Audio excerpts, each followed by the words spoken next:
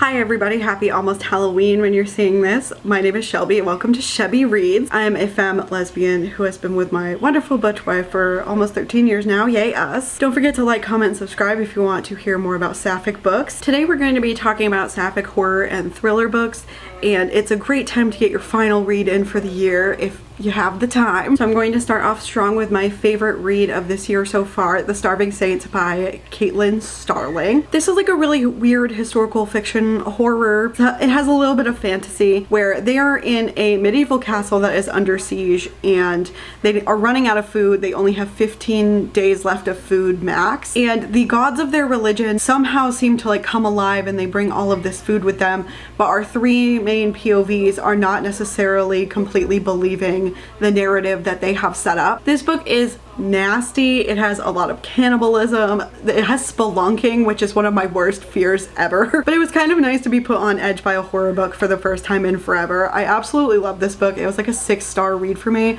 Please consider giving The Starving Saints a try. Next, we're going to talk about vampire horror very quickly. I am nothing if not a vampire girly. So we have the original Carmilla, which is the 1872 book by Sheridan Fanu. It is a classic horror and it is very gay. And I have two Carmilla retellings. I have An Education in Malice by S.T. Gibson. This one takes place in an all-women's college in Massachusetts in the 1960s. I feel like it did a really good job of incorporating the themes of Carmilla while also kind of expanding on its own themes such as like grooming and predatory behavior from higher up academic people. I really liked this book as well. I gave it a 5, and Carmilla is my favorite classic of all time, and then it goes Wuthering Heights and Frankenstein next to each other. The next retelling for Carmilla is Hungerstone by Kat Dunn. This one takes place about, I want to say like 10 to 20 years after the original, and Laura's character is replaced by a character named Lenore. She has been married to her husband for quite some time. She's 30. They have no children. He is in the steel industry, and then Carmilla's carriage is just broken down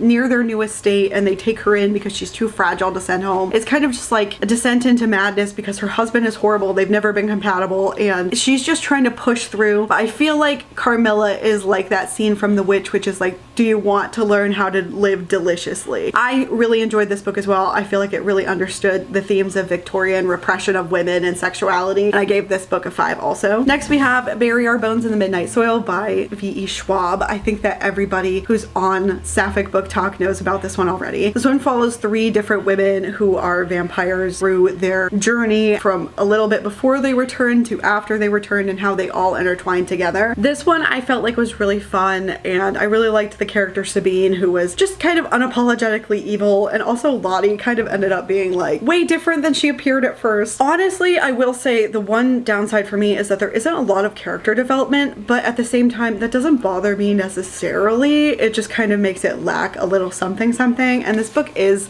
quite long. It's over 500 pages, so like I wish there was a bit more character development. I ended up giving this one 4 out of 5, but still a decent vampire book. And the last vampire book we have is House of Hunger by Alexis Henderson. This is not really a Carmilla retelling. It's more like a Elizabeth Bathory retelling. She was like a real lady. May or may not have done the crimes, we're not really sure, but the way vampirism is used in this one specifically is really insane, and it's really interesting, and I think it's one of the most interesting vampire reads I've read in a while. And on top of all of that, I will say that the story is very interesting because it's clearly girls who desperately need the financial help, and they go to this really remote estate to give blood to this woman, but this woman has game and a lot of them fall in love with her, and it's just very twisted. It's a very short book, so I would highly recommend this one if you like weird twists on vampirism. Next, I have a couple of YA thrillers. Those of you who watched my reading wrap up for last month know that I was really raving about The Black Queen by Jumata Emill. This is a really interesting book about the first ever Black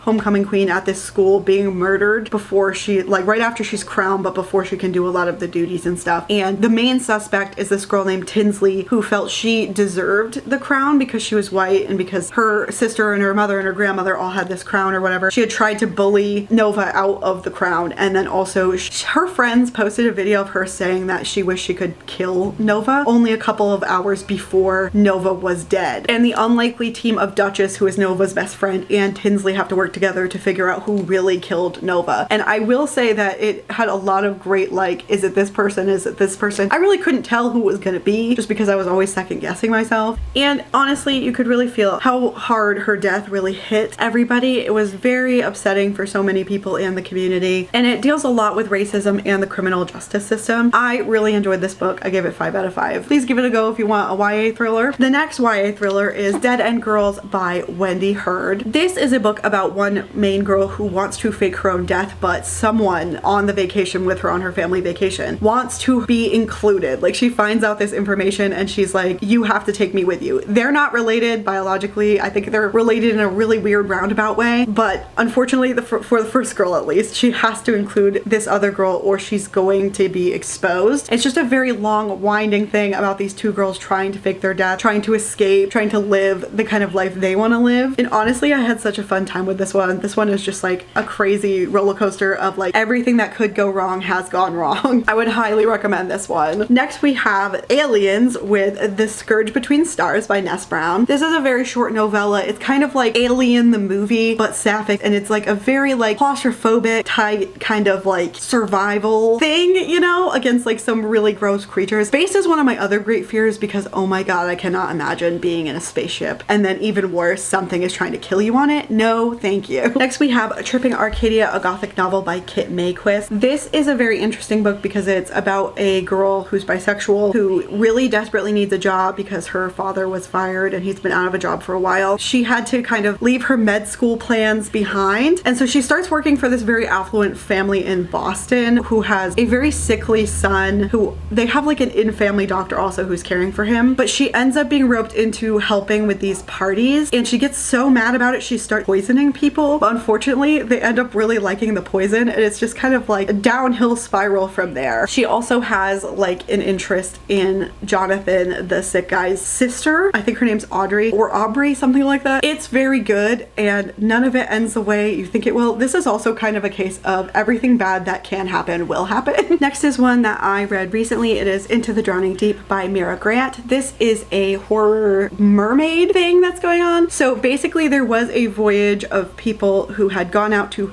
try and find mermaids, but it was like one of those fake Discover documentaries where they didn't think they were actually going to find anything, and then the entire crew is killed.